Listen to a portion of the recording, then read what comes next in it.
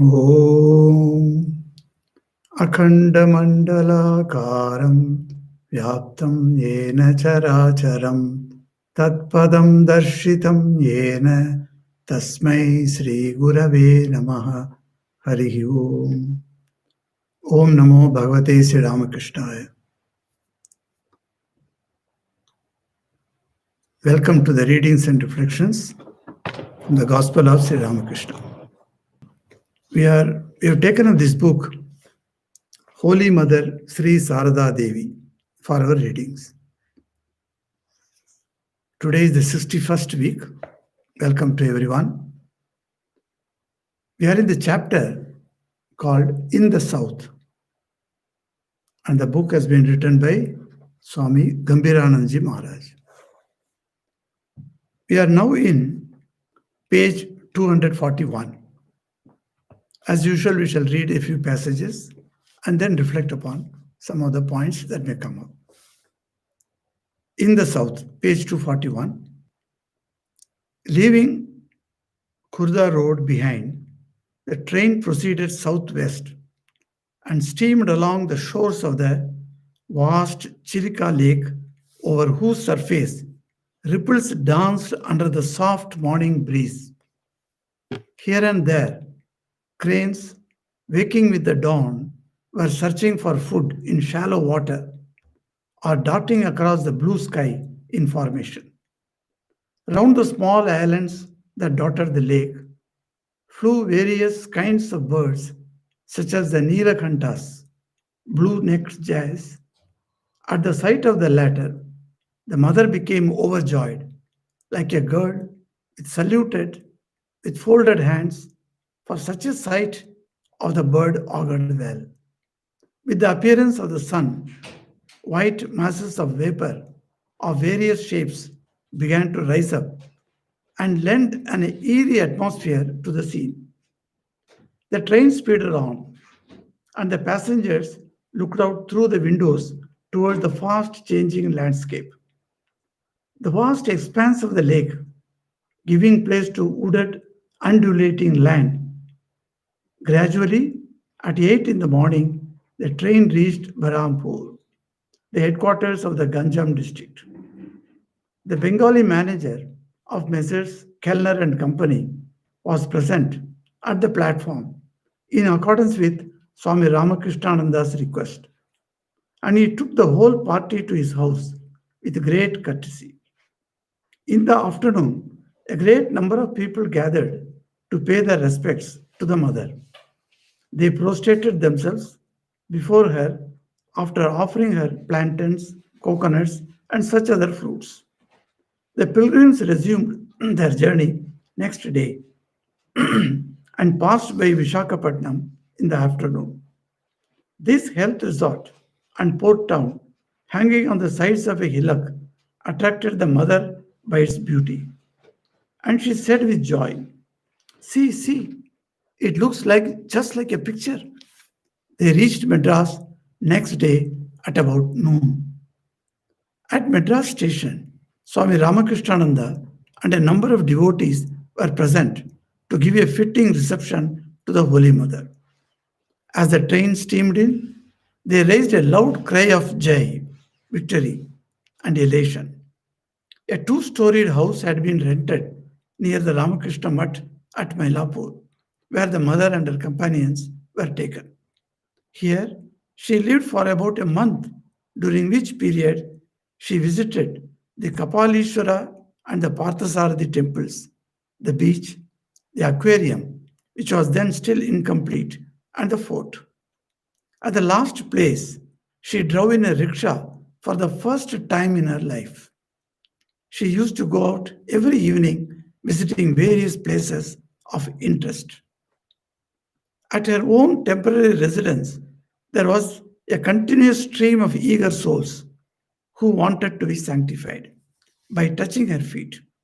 One day, the girls of a local school came to sing religious songs in Tamil and play on their violins, and this pleased the mother very much. Many were initiated by her at this place. Whether it was due to the basic unity of the Indian culture or the mother's incomprehensible power of transmitting ideas. She could make the newcomers understand the mantras and the processes of japa and meditation without the help of interpreters, whose assistance she took for other purposes.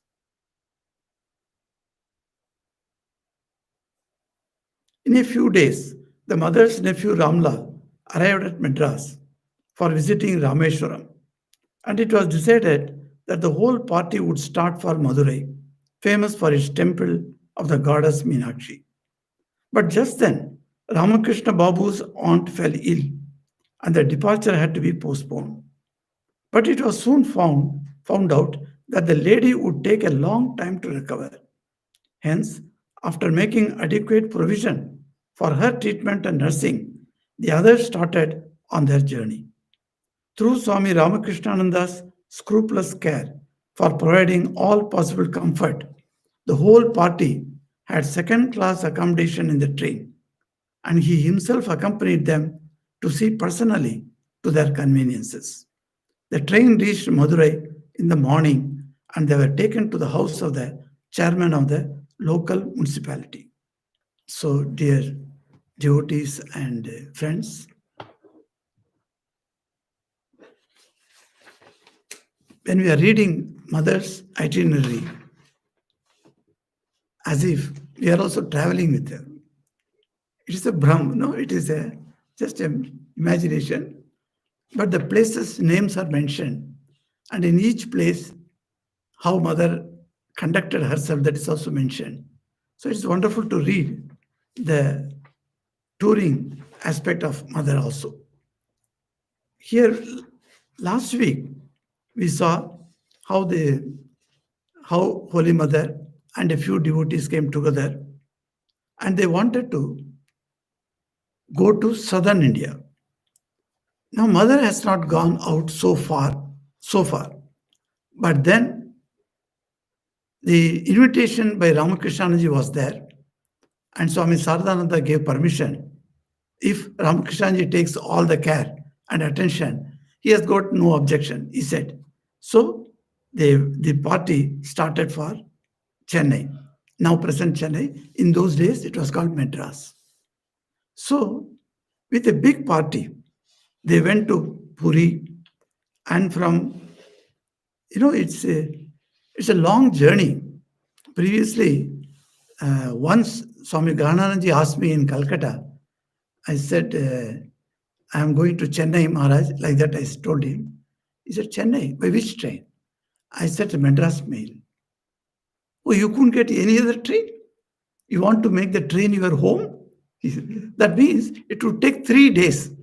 That Madras Mail was such a slow train. It would take 3 days. And whole 3 days you are sitting in the train compartment. Sometimes you get down when the stations come, that's all. Otherwise, you've got nothing. It's all crowded train. Of course, reservation is there, but still, it's crowded train. You can't just go and walk like that. So 3 days you have to stay means, and then when you get down, immediately you can't take any work. And the same train sound, will be humming in your ears for some time. And then you get very tired also. So he asked me like that. I remember. So a mother did a very wise thing. What she did, she stopped at intermittent places. So that was very nice. And it was an opportunity for the people there to come together and give their prostrations. So, and then it was a great rest also for mother. At her age, I think when planning itinerary, we all must take into account, what is the age of the person who is traveling and how he is able to cope up with the travel. Uh, there are a lot of challenges posed in the travel. So unless you travel long or lot, you will not understand the travel challenges. It's quite interesting. There are how many types of challenges come. Anyway, I'm not going into that, but I tell you that mother's itinerary was so scrupulously designed by Swami Ramakrishnananji. And he knew several people on the way in the stations. So today when you read that mother came and she came to Kotar first. From Calcutta, she went to Kotar. Kotar is a place in Odisha. So she stayed there for some time. So she had completely recovered. And then from there, she took Madras Mail, the same Madras Mail. In those days, it must be much more slower, I think, than my time. So the same Madras Mail she took. And then the first stoppage was Khurda Road. And then from there, they went to Puri. So Puri also she spent some days. So there was a quite rest was there. And from Puri, she she started proceeding further south. So, and this, while leaving Kurda Road, the station, the train starts moving on. Now, this particular passage is so interesting. I would like to read line by line so that we can enjoy the description of Swami Gambhirananji about a very world famous lake, that is called Chilka or Chilika. Chilika Lake, it is called by the name. And in conversations, many people say Chilka Lake. It doesn't matter. This Chilika Lake is something very important lake, that is water body in India. In the eastern part of India, you find this is one of the biggest lake. And this lake, every year they say the winter migratory birds come from very far away from Russia onwards, and they come there and they stay for about a month or so, and then they go back. So at that time, when you go to this lake, you can see all these migratory birds, which you don't see normally in India itself. So people go, and there are different, say about 186 islands are there in that. So nowadays they all have been developed as a tourist resorts, so people can go and stay in anywhere. And then that lake gives about 150,000 fisher folk men who depend on this lake for their livelihood. That means you can understand how many people, how many types of underwater, that is seawater, uh, creatures are there, particularly fish. And people catch those fishes and then they sell. So it's very famous. And it is such a beautiful description our Swami Gambhiranji is giving here. So I thought, let me go through again, even to just for reading pleasure. The train proceeded southwest and steamed along the shores of the vast Chilika Lake, over whose surface ripples danced under the soft morning breeze. So that is what Mother is saying. You must imagine that Mother is sitting next to the window. In those days, in the mail trains, you don't have any protection in the window. It's all open. So you can even jump into it, train, through that window, or you can jump to the station also. So that type of doors were there. But then you can watch, you can see that. Nowadays in big trains, what happens? Air-conditioned trains, you got everything in glasses, and glasses are so dirty, you can't even see properly. And with the result, you can't enjoy the nature outside. But in those days, that morning breeze was there, and the ripples danced, he says. Here and there, cranes waking with the dawn were searching for food in shallow water or darting across the blue sky in formation. Just imagine this crane's formation. This is what we read about Sri Ramakrishna also as a young boy, as a 5, 6 year old boy. He was walking with the moody in his hand, and he was taking the moody and walking on there. Suddenly he saw black clouds going to pour. At that time, a flight of cranes he could see on the sky. And the black cloud and the white cranes, that color combination, that brought him the first samadhi of Sri Ramakrishna. So we find that. So the same scenery here it is done.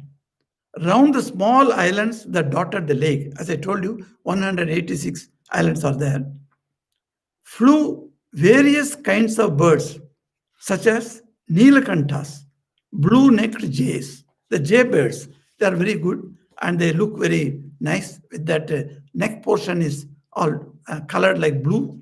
And these birds came and they flew and they were going here and there. So mother could see that. At the sight of the Neelakanthas, The mother became overjoyed, like a small girl, and saluted with folded hands. For such a sight of the bird augured well. The sighting certain rare birds is considered to be a great fortune, in the sense that unless you have done some sukriti in your purva janma, some nice, wonderful actions that are very good actions, you will not sight the birds. Sighting the bird itself is a problem. That means you understand that. Now, sighting like bird like Nilakanta is such a wonderful thing.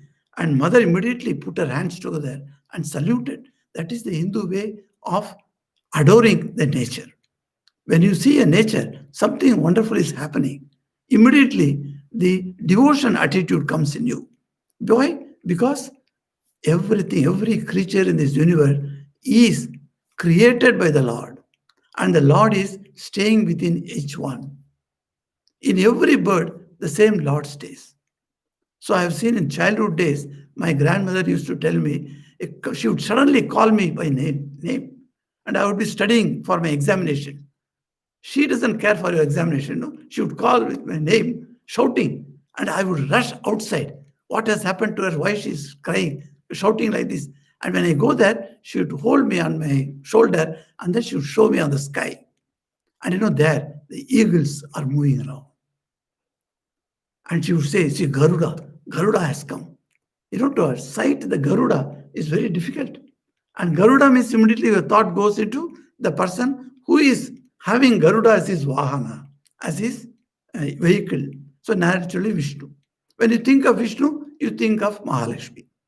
So it goes like that. The mind can go into one after another. The thoughts can go. And that's how the thought goes. So seeing Garuda is a great thing. And seeing Garuda, you must put your hands also on the cheek. So that you just pat, telling that whatever my mistakes I have done, whatever sins I have done, may all be excused. O Garuda, save us. Take us to Lord Vishnu. That is how we pray. So this Neelakanta's bird, sight of Neelakanta's bird, creates such a joy. She was overjoyed, he says. Then, with the appearance of the sun, white masses of vapor of various shapes began to rise up and lend an eerie atmosphere to the scene, because the train is passing through fast, and then you can see through the window the lake. And when the sun is rising, the vapor is coming up, because it was all cold in the night to see. So the vapor is coming up, and that vapor in different types of shapes. So it gives a eerie atmosphere. The train speeded on, and the passengers, including Holy Mother, looked out through the windows towards the fast changing landscape. The vast expanse of lake giving place to wooded undulating land. See, this is how it happens. When you go from Calcutta to Chennai, you can see 4 states, and the change of what Swami calls here is a changing landscape, he says. So you can see the landscape changing, people's dresses change, and then the small temples, you find those temple architecture changes. So you can see all these changes, the landscape is changing. And gradually, at 8 in the morning, the train reached Berhampur, the headquarters of the Ganjam district. The Berhampur is a very famous place. It's also a tourist place for the families. And there is another Berhampur also is there in West Bengal, in Murshidabad. Not that Berhampur. This is in Ganjam district. This Berhampur is very famous for many things. Particularly the woodwork, the handicrafts. It's so famous. And there is a silk sari is available there, like Kanchipuram silk sari is very famous all over India. Likewise, there are silk saris available in this place where the people are there who make these saris.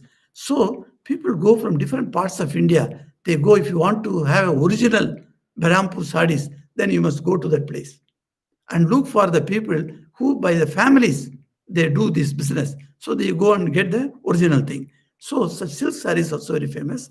Likewise, this town is a very nice town. But there, One Kellner and company, one British company was there. The manager was a Bengali gentleman. He was known to Swami Ramakrishnananda. So Ramakrishnananda was very happy to tell this gentleman, look, our master's spouse is coming. My Guru Patni is coming. So will you take care of her? In that case, I will stop her at that place so that you can. Then he said that gentleman was really impressed. He knew about Ramakrishna, he has heard about him, but then he has never seen him. He said, oh, your Guru Patni is coming. I will definitely take care of her. So the whole party, about 12, 15 people, all were taken by this manager to the, uh, he received them at the platform in the station, and then he took them. In the afternoon, and he has told all the people around him, and he told them that Ramakrishna Paramahamsa's wife is coming. She's not an ordinary woman. Like that, he has told everyone, it seems. And then people started coming in the evening, to see who is Ramakrishna's wife. It creates a great curiosity. So many people came with curiosity, and many people came with a lot of devotion also. They prostrated themselves before her, and what they offered, Swami Gambhiranji makes it a point to mention that. There was a reason. He says they offered her plantains and coconut and such other foods. Now, if you go to South India, you are offered plantain and then coconuts. Coconut must be is an important element in the puja. Anywhere you see, even any inauguration, etc., the coconut will be broken. So people go to particularly Vinayaka temple, Ganesha temple, and they pray that, oh, I must pass this examination. Then what the boy will do, he will purchase a coconut and break it in front of Ganesha. So millions of coconuts are broken every day. Doesn't matter. But then they are not wasted. They are taken up by many people, and then they are grated, and then it is used in food also.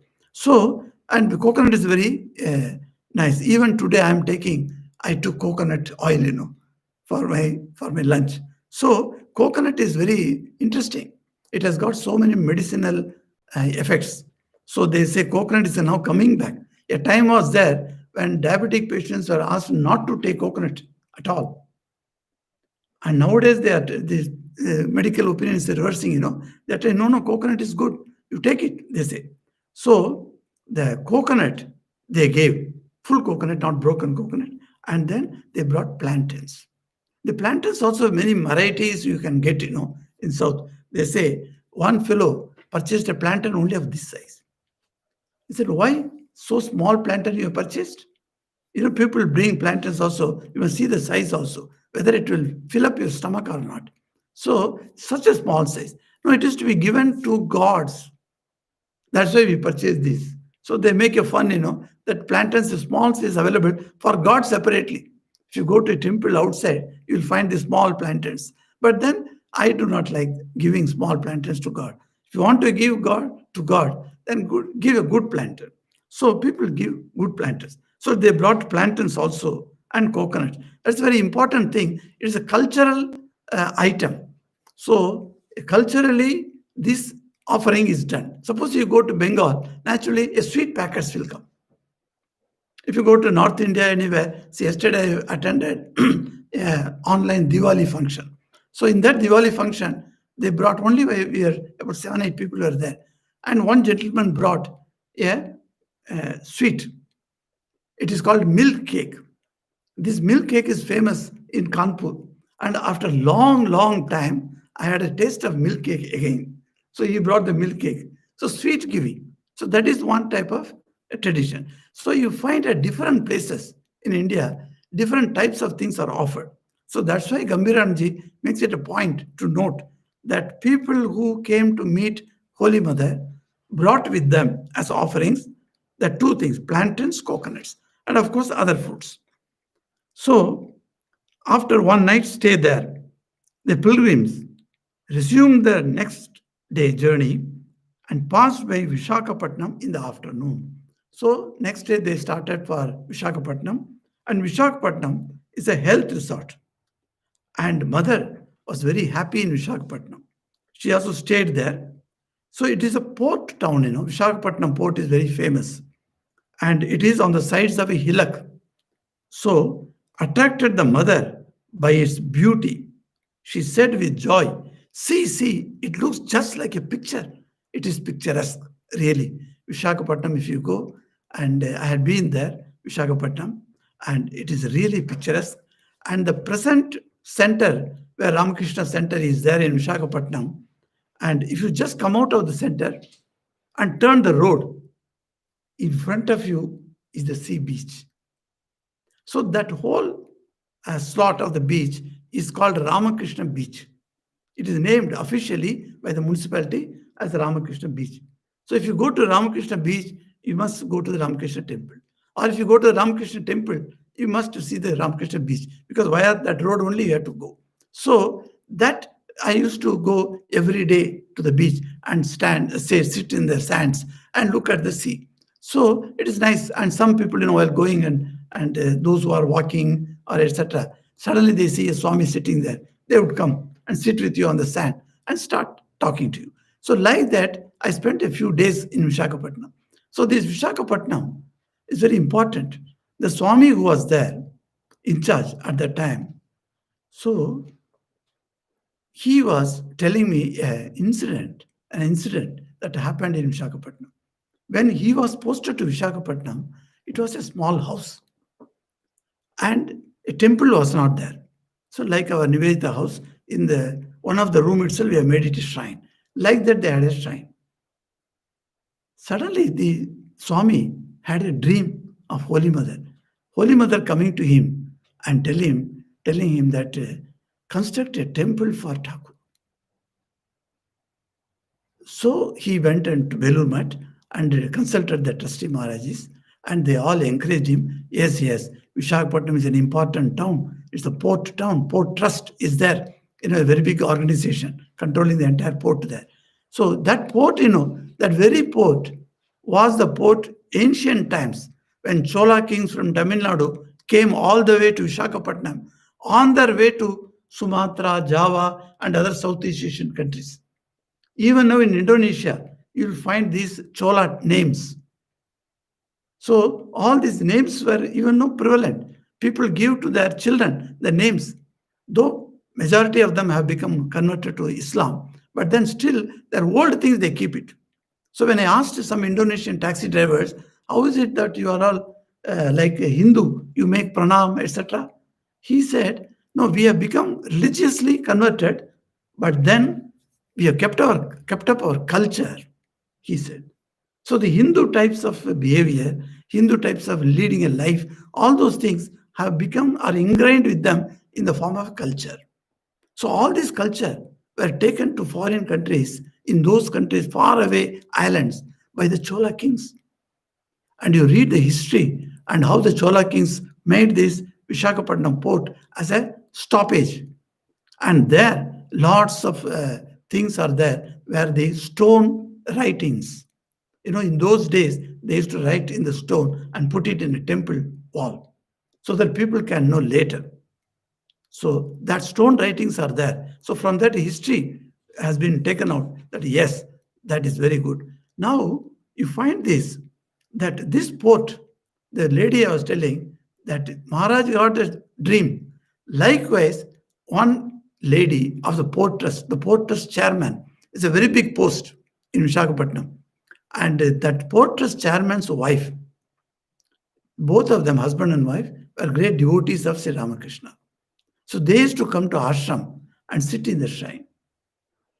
And one day, Maharaj was telling her, you see, I went to Belur Math, and Belur Math has sanctioned the project of constructing a temple here. Because we have got a land, we shall construct a temple here. Okay. Now, we wanted to put the picture of Sri Ramakrishna, Holy Mother, and Swamiji in the shrine, the temple shrine. Then the lady said, no, Maharaj, why such a good temple is coming up? You should put a murti there. Instead of a picture, keep a murti there. Said, no, murti, I found out the murti is very costly. I may not get money for that. If the money comes later, then we shall think about it. And the temple construction started, and it was going on and going on, and the picture also get ready to be inaugurated, and it has to be puja to be done, and then prana pratishtha has to be done. Also, pujaris are ready. Everything is getting ready. By that time, this lady comes, the porter's chairman's wife. She said, Maharaj, I had a dream of Holy Mother. And she said, go and give the check to the Swami. So I brought a check here. And he opened the envelope and saw the check, exactly the amount that he talked in Calcutta for the statue, for the image of Sri Ramakrishna. So the image of Ramakrishna came on his own in Vishakhapatnam. So if you go to south, you must stop at Vishakhapatnam and see that how beautiful that place is there. The beach is very, very not very angry beach, like Puri, where the waves come, 15 feet, 12 feet. No, here the beach is very soft beach. The waves are not very high. Say 2-3 feet it comes. That's all. So this beach that attracted Holy Mother, and then this Vishakhapatnam incident is embedded in my mind, as it were, because at that time I was there with him, and the Swami was telling with all his emotion. When I heard it, I was really stunned. Any place you see, take up where Sri Ramakrishna wills that I will come here and sit, and it happens. So, in this connection, I must tell you about another incident in South India. Swami uh, Shivananji Maharaj, he also went to South India on a tour, invited by Swami Ramakrishnananda. So he's called Mahapurush Maharaj. So Mahapurush Maharaj, when he went there, he was in Madras at that time, and from Madras, he would go to different places. So the chief minister of that province, that is Kerala province, he had come. He has become a devotee of Sri Ramakrishna. So he used to visit our ashram very much. He had a very big bungalow in Ooty. Ooty is called Udagamandalam now. The short English name was Ooty. So this Ooty is a very beautiful place, and it's called a winter capital. It was. So that Ooty is wonderful place, and there this that person came, that minister, and he's telling Swami Shivananji Maharaj, Maharaj, I want to take you to Ooty. I have got a big bungalow. You can stay there for some time, and for recuperating your health, that place is very good. And it's all cool. Always it's cool. Summer has got no meaning there. So you can come. So Swami Shivananji Maharaj went there, and he stayed there. Every day, Mahapurush Maharaj used to go for a walk. He had a small staff in his hand, and with the staff he would go for a walk every day evening. And then he would go and then come back, go and come back every day. So a few days gone like that. One day while walking, he felt a little tired. So he sat on a small hillock was there. He sat on the grass. And when he was sitting like that, it was like a tandra avastha, like that. He was little moody, and then a sleeping moody. So he was just closed his eyes because he was tired. Suddenly, he felt somebody is putting his hands on his shoulders. So immediately he got up, he opened his eyes, and he thought, oh, somebody is raising me. So I must get up now. Perhaps time is over. Did I sleep away? Like that he is asking himself, and he's trying to get up. But then the two hands pressed him down. So he sat there. And then he nicely cleared his eyes, and looking here and there, nobody is near him. He is all alone sitting. Then he thought, what is this? Is it a hallucination that I felt that somebody is pressing me? So second time he got up. Second time when he came up to little up, then again the two hands came and pressed him. Then he sat. He couldn't understand what is happening. Third time it happened. Then somehow he got up and he looked around. Who is there? Nobody was found. Then he came back. He was fully energized by the time. So he came back and he didn't tell the minister anything during the breakfast time because he comes and joins him in the breakfast. So breakfast, other things, spiritual things were talked about. It went 1 or 2 days gone. The third day, the minister was there. In his house, one barber had come. And the barber is talking to that minister.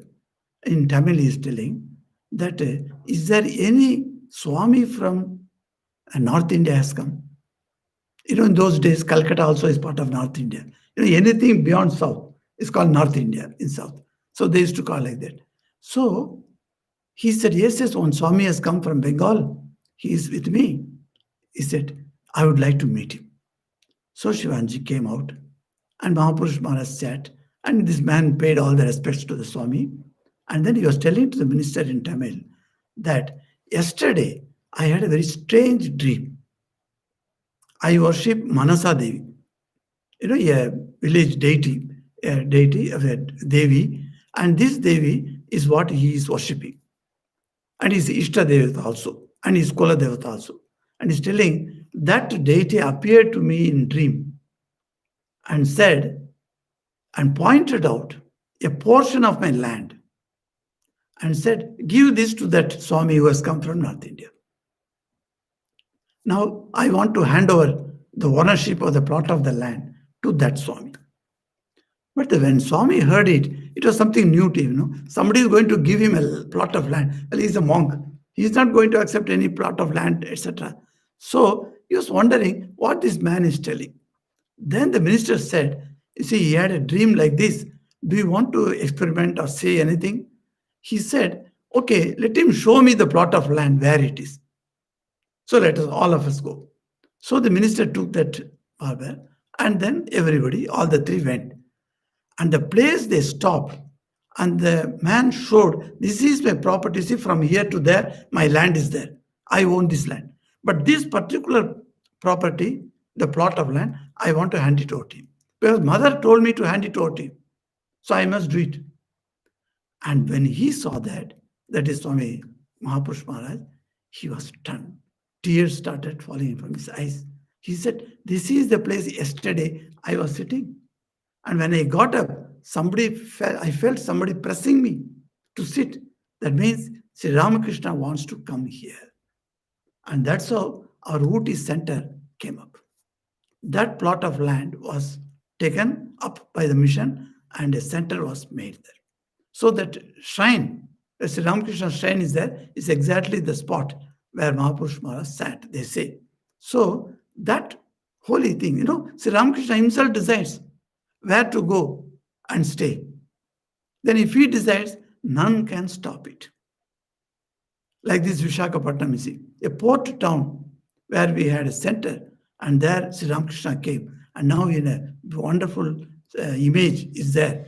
So when I went there, the image was there. So we had that scene. So that type of wonderful place, that Vishakhapatnam.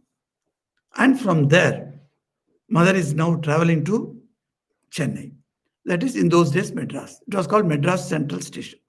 So at Madras Central Station, Swami Ramakrishnananda and a number of devotees, already Ramakrishnananda has gone there. And by his preaching methods, many people have come to know about Ramakrishna. And many people were wondering how this, because Swami Vivekananda had come to Madras earlier and he was there for 9 days in Ice House, which is now called Vivekananda House. It has been taken over by the Ramakrishna Mission. So it is another branch, Vivekananda House. So you can see that 9 nights he stayed. So we developed that place and then we celebrate that 9-night occasion as a Navaratri. In South India, Navaratri is a very famous festival, which coincides with the Durga Puja in the Bengal. So that same Navaratri, this is also a Navaratri because 9 nights Swamiji stayed. And 9 evenings he gave lectures there.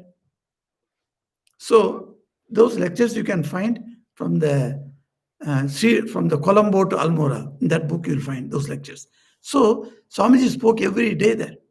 So you find that that place, that Madras, is very holy place because Sri Ramakrishna had decided to come there. It was a decision of Swamiji. When the devotees in Madras told Swamiji, why don't you send somebody who can look after the work, the Vedanta preaching work that you have initiated here? Then Swamiji said, okay, I will send you someone who is more conservative than you conservative people, he said. And that's how Ramakrishnanji was chosen by him. Sashi Maharaj was absolutely given to devotion to Sri Ramakrishna. You see, when you read the life of these young boys at Alam Bazar Mutt and Baranagar Mutt, etc., you find all these boys would go away. In between, they would go away for wandering. But one man, one boy did not go anywhere. And he kept up the picture of Sri Ramakrishna and did the worship all through. And that was Sashi Maharaj. So Sashi Maharaj had the greatest love for Ramakrishna. He could never feel that Ramakrishna has passed away. He is no more in the body. He had no such feeling. He felt that Sri Ramakrishna is present all the time. So when he came to Chennai and in Madras, and when the mutt was established, he used to be feeling that Sri Ramakrishna is in the shrine, means that he is there. He is sitting there in person. See, this I told you about Kamalakanta, how he felt Mother Kali is there in that image. Likewise, for Sri Ramakrishna, for Sri Ramakrishnananda, that is Sashi Maharaj, Sri Ramakrishna is a living presence. So how many stories are there? How many incidents are there? Sister Devamata from America came and she spent some days in Madras Mutt. And her book is so wonderful, that it gives that everyday incidents, the everyday mundane activities of Sashi Maharaj. And you can see in each instance that Sri Ramakrishna is looming large before Sashi Maharaj. Sashi Maharaj used to go and take class in city. So he used to go from Mailapur, that place where our mutt is there. And in the city, sometimes people would come, sometimes nobody would come. So one such occasion was, no one was there. And he and the brahmachari were there, that's all. And then he came and he put his seat and he sat there and he gave 1 hour talk. And he closed and they were returning. So that brahmachari was stunned. Then he asked Maharaj, what is this? Nobody came today, but you still sat? He said, I didn't speak for others. I spoke for my master. My master was sitting there. I spoke for him. See, that is that wonderful idea that they had. See, they could feel the presence of Sri Ramakrishna. So if you have the presence of God, what happens? You don't do anything bad thing. Your life is full on dharma. It is established. That's why dharmic life comes. You see, the belief in God is one of the methods. That if you feel the presence of God with you all the time, then you can see that no bad thing can be done by you.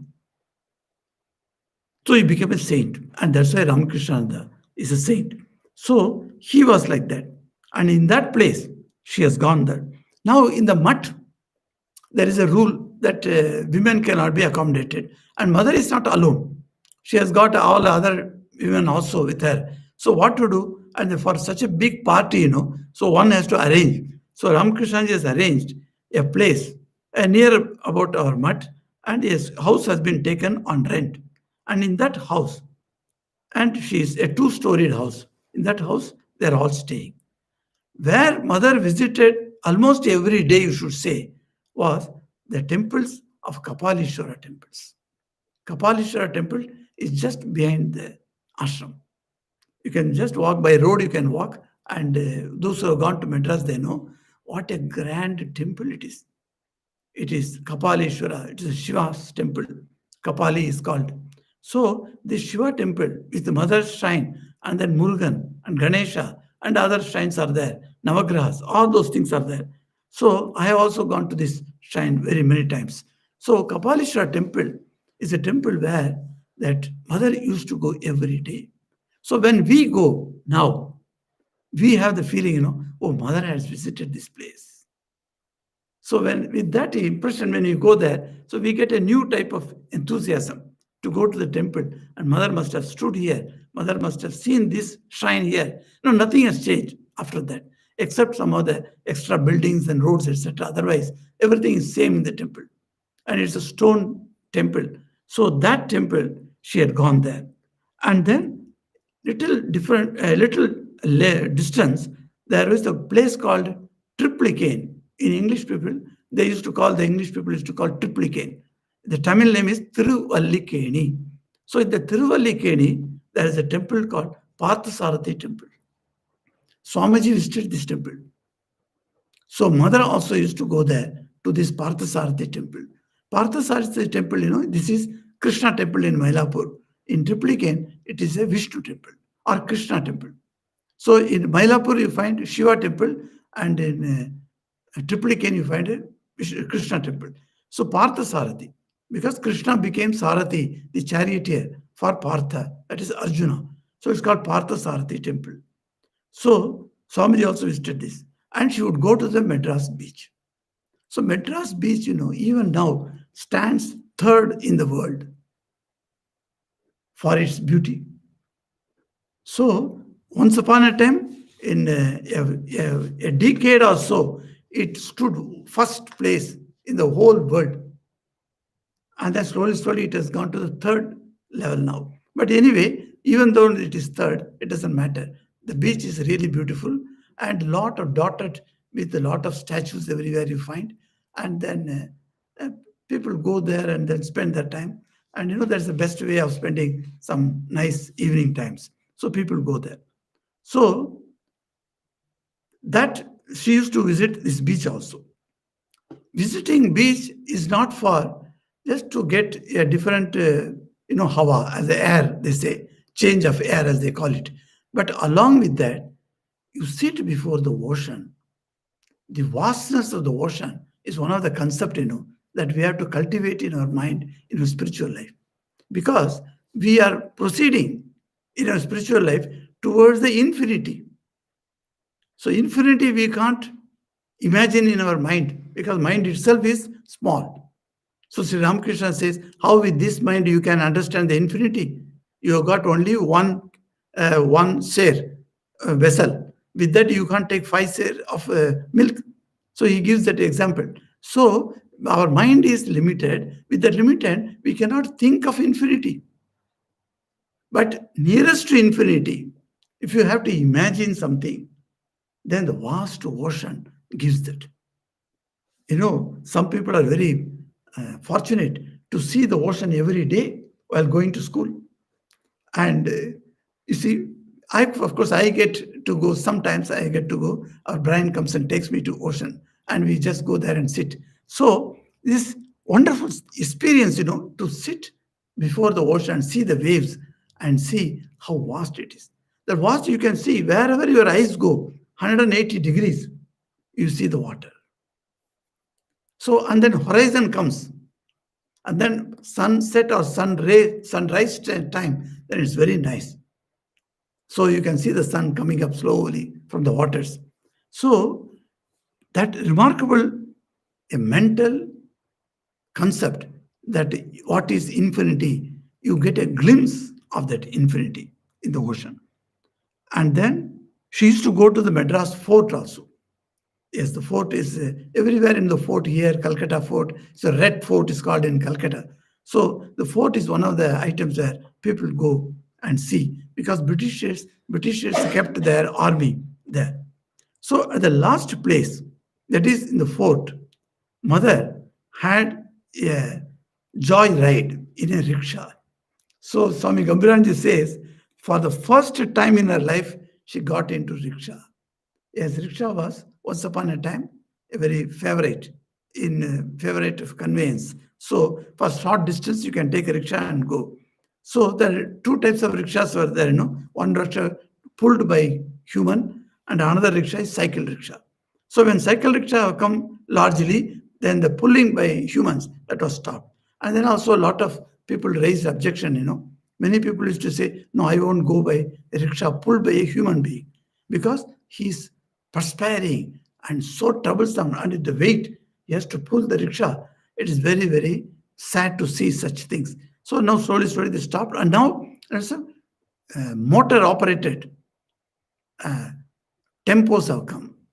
So now in Calcutta also you have seen battery operated tempos. So nobody has got any problem, and very simply put the switch and then it goes. So very nice drivings have come. So the vehicles also have increased in their technology. She used to go out every evening visiting various places of residence. So when she was there, was her only joyride in rickshaw and then going to beach and going to the temples? Was that alone was her uh, routine? No. So Swami Gambhiranji takes up another aspect of Holy Mother here, which is very intriguing. At her own temporary residence, there was a continuous stream of eager souls who wanted to be sanctified by touching her feet. You know, great people come and you touch the feet, you feel sanctified. So, how many types of sins we commit every day, whether knowing or unknowing? So, one of the remedy is to touch the feet of great men. So that is how people come, and then they started doing that. One day, as girls' schools sent their children, the girls came and sang lot of songs in Tamil. What mother could have understood? You know, if somebody sings a Japanese song to me, well, I will not be able to understand. So, but then when you go to Japan, you have to sit and listen. So, likewise, mother also sat quietly and listened to all the songs in Tamil. What she understood, we do not know. Why? And the children played violin. And Holy Mother is, Swami Gambhiranji says, Holy Mother was very pleased with the violin playing.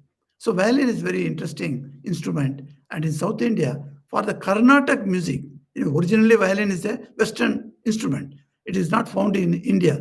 But then it has become now Indianized, and violin has been used as an accompanying instrument for Carnatic music. That's how people wonder, how this instrument has become so easy. And everywhere any man vocal artist is there, he must have an accompanying instrument in violin. So, and then there are some violinists who only accompany the singers, okay. But then they grow in such a stature, they start doing solo violin recitals. So one such great soloist, I should say, that soloist violinist is one Kunnakudi Vaidyanathan. So I am greatly fond of his violins. Even till today, I've got a lot of his recordings with me in my computer, and I put it on. And hearing that, I go to sleep. Some of the ragas he has played in such a way that you can't forget. So sometimes the tunes are humming in the mind, Then morning when you get up, the tunes are there in your mind because you listen to that and sleep. And that violin is such a beautiful sound, Sometimes while playing violin, he used to bring out certain words in the violin, and you can understand that. So such wonderful masters, they are called maestro, violinist maestro. So like that in every instrument you have. Today one devotee from South Africa sent me a video. It's a smart 3 minutes video. That video, a person is playing flute, a middle-aged man, and a young girl is playing tabla to him. And the flute and tabla go so well, matching so excellently. And I was simply stunned. I wrote to her, who are they? Because I do not know their names. And suppose some of you must have received that type of, because these are all circulated in WhatsApp. So you can see that how a flute playing can give joy to you. Tabla playing can give joy to you. Tala. So this raga, tala, these are all important points that gives joy, whether you understand or not. Say, when the girls were singing Tamil songs, I can imagine mother may not have understood the Tamil words as such, but from the face of these girls, she could have understood the bhava, what that song may mean, or the music, the musical tone, that she must have been enjoying it. But then it is not merely that. So Swami Gambhiranji takes us to another facet of Swami Mother's personality. He says, many were initiated by her at this place. So some people come and tell me, they say, oh, my grandmother was initiated by Holy Mother. Then I could understand, oh, in Madras, South Indians, very rarely you will find getting initiated, etc., from the Ramakrishna order in those times. Because Ramakrishnanji himself was not giving much of initiation, only to very few he gave. So you can understand that. And mother had initiated them. Those people who came, because they were eager souls, they came to her. And he says, the basic unity of Indian culture, whether is it because of that mother was able to adjust in that surrounding? See, Gambiranji is writing, is asking this question. Or is putting another one. The mother's incomprehensible power of transmitting ideas. This is another facet of mother's personality. We have been seeing from our life from childhood onwards, and in between, we got a glimpse of this facet. That is, that incomprehensible. We cannot understand how she transmits her ideas. She can come in dreams and transmit her idea to you, as I told you, Vishakhapatnam temple, how it came. Likewise, that how she transmits her ideas to the people to whom she initiated. And during the time of initiation, she didn't keep any interpreter. She gave the mantra, asked them to repeat the mantra, and she explained how to do the japa, and people got understood. So this is something very intriguing. How mother, without knowing the language, could go to a place and then accept them as her devotees, and then she could convey such ideas of intricate ideas, japa and dhyana, etc., very intricate. How did she convey without the help of any interpreter? Whose assistance, of course, she took for other purposes. Even she goes to shop to see flowers, to see them, the grocery shop. At that time, she had interpreters. But then, on the Diksha time, no interpretation was required. Likewise, in Bangalore, she goes and then we will be reading that. She'll be sitting there. People came and sat. And 1 hour gone, 1.5 hour gone, Ramakrishna is standing outside. What they are talking? Nobody is talking anything. And after that, when they all came out, they all telling to Ramakrishna, our questions came in the mind. And one by one, the question was answered by her. And Ramakrishna Sachi Maharaj asked Mother, I did not hear any sound of speaking or anything. He said, what is there to speak? I spoke to everyone, she said. So the language is a medium of conveying our ideas, is what we all know. But do we also know that language need not be a medium? There is something at a different level where we can go to the speech. That's why in yoga, this speech has been wonderfully categorized. The verbal words that are coming out from my mouth is one medium.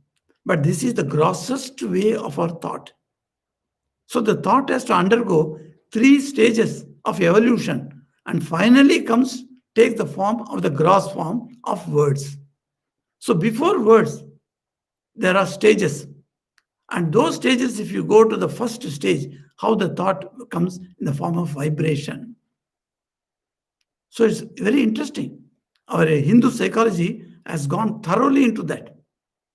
And they have put out this. How in that sense only, when we see in the 3rd stage or the 2nd stage, when the thought comes, we are conveying the thoughts to people. Telepathy we say. You think of somebody, the phone is ringing, and you take the phone, that person is on there. How it happened? Because you are thinking. Telepathy we call it. So the thought, before it comes down to the level, the gross form of words, it has got certain subtle aspects. One of the subtle aspects we all use if you have pets. We talk to our pets, we can talk to the pets in that way. So there are many people who have had pets and who are having pets. When we go to some houses, we see the pets. And the pets also take liking to us, to the monks. And then we speak to them. So you don't need to speak, you don't need to use words. You can use your thought, and the thought can convey to that pet. So the pet cannot put proper language words, as we speak. They can only give one barking sound, say a dog, a barking sound, a parrot gives a quick sound. So the sound only we think all the sounds are same. It is not so. They are also speaking. But that idea behind that gross sound is something in the third stage or second stage or the first stage that can be conveyed. So this is really incomprehensible to an ordinary man. So he says that this is what the power of transmitting ideas was there. Without any interpreter, mother could convey everything to her. And then the last paragraph, Swami Gambhiranji says, from Chennai, they decided to go to Rameshwaram because mother told in Calcutta, "Hey, my father-in-law had visited Rameshwaram. I must go there." So naturally, Ramakrishnananji has made all the arrangements for going to Rameshwaram. So before going to Rameshwaram, there's another wonderful town comes that is called Madurai. So she stopped at Madurai for a few days. That we shall take up next week.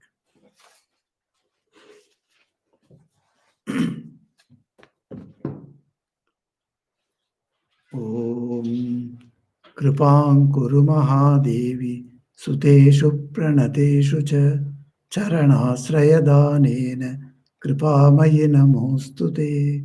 Om Shanti Shanti Shanti Hari Om Tat Sat Sri Ramakrishna Arpanamastu.